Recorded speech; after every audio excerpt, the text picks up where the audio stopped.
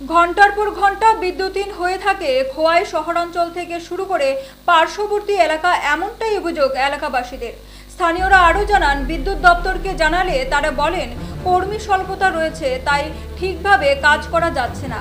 এই বিষয়টিকে অনতিবিলম্বে সুরাহা সহ বিদ্যুৎ মাশুল কমানো, বিদ্যুৎ পরিষেবা স্বাভাবিক করা সহ বিভিন্ন দাবি নিয়ে বিদ্যুৎ দপ্তরের সিনিয়র ম্যানেজারের কাছে এক বিক্ষোভ কর্মসূচির মধ্য দিয়ে ডেপুটেশন প্রদান করে সিপিআইএম দল।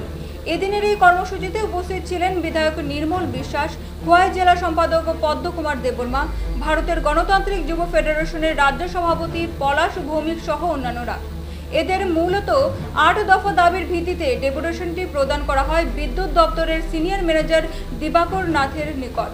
শুক্রবার ৬ সদস্যের প্রতিনিধি দল এই ডেপুটেশনটি প্রদান করে।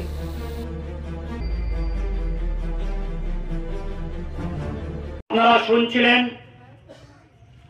সারা রাজ্যের সঙ্গে আমাদের খোয়াই মহকুমাতেও বিদ্যুৎ পরিষেবা বেহাল অবস্থা। বিদ্যুৎ পরিষেবা রাজ্যের শহর থেকে গ্রাম, গ্রাম থেকে পাহাড়, সর্বত্র একেবারে তলানিতে গিয়ে ঠেকেছে। এবং আমরা লক্ষ্য করছি, আমাদের রাজ্যের এই ডাবল ইঞ্জিনের সরকার এই বিদ্যুৎ পরিষেবা মান উন্নয়নের প্রশ্নে সেখানে কোনো ইতিবাচক ভূমিকা গ্রহণ করছেন না। দিনের পর দিন সেখানে বিদ্যুৎ পরিষেবা মানুষের যে প্রত্যাশা, সেই প্রত্যাশা পূরণ করতে পারছে না। ঘন ঘন শেডিং হচ্ছে, ঘন্টার পর ঘন্টা বিদ্যুৎ থাকে না। এমনকি হাসপাতালের মতন জরুরি পরিষেবা পর্যন্ত দীর্ঘ সময় সেখানে বিদ্যুৎহীন অবস্থায় থাকে। এই অবস্থা দীর্ঘদিন চলতে পারে না। আমরা ভারতের কমিউনিস্ট পার্টি মার্ক্সবাদীর পক্ষ থেকে কুম্ভ নিদ্রায় মগ্ন এই রাজ্য সরকারের প্রশাসন, এই রাজ্যের বিদ্যুৎ নিগমের দরজায় কড়া নাড়বার জন্য আজ এখানে উপস্থিত হয়েছি।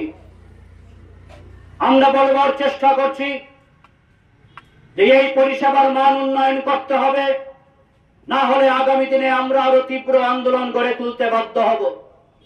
বন্ধুগণ, আমরা দেখেছিলাম একটা সময় আমাদের রাজ্যের পূর্বতন বামফ্রন্ট সরকার থাকাকালীন সময়ে ধীরে ধীরে পরিকল্পনা করে আমাদের রাজ্যের বিদ্যুৎ পরিষেবার মানকে উন্নত করবার জন্য সেখানে সরকার একের পর এক ইতিবাচক ভূমিকা গ্রহণ করেছিলেন।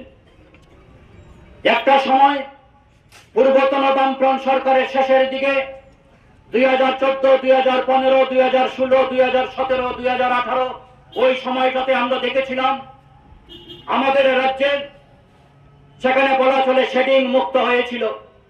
যখন রাজ্যের বামফ্রন্ট সরকার সেখানে পালাটানায় 726 মেগাওয়াট এবং তার আগে মনারচকে 105 মেগাওয়াট এবং এর আগে আমরা দেখেছিলাম বরমুড়া, রুকিয়া এই সমস্ত তাপবিদ্যুৎ কেন্দ্রগুলি এবং নিপকুর সেই আরসিনগরের তাপবিদ্যুৎ কেন্দ্রে, এমনকি ডম্বুরের জল বিদ্যুৎ কেন্দ্রেও সেখানে বিদ্যুতের উৎপাদন বৃদ্ধি করবার জন্য সেখানে ভূমিকা নিয়েছিলেন। এবং এর ফলে দেখেছিলাম আমাদের রাজ্যে একটা সময় বিদ্যুৎ সেখানে উদ্বৃত্ত হতো।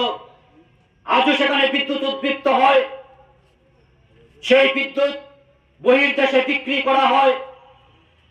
এবং আমরা দেখেছিলাম 2014, 2015 সাল পালাটানায় তাপবিদ্যুৎ প্রকল্প চালু হওয়ার পর থেকে আমাদের রাজ্যে নিরবিচ্ছিন্ন বিদ্যুৎ পরিষেবা আমরা ভোক্তারা পেতে শুরু করেছিলাম।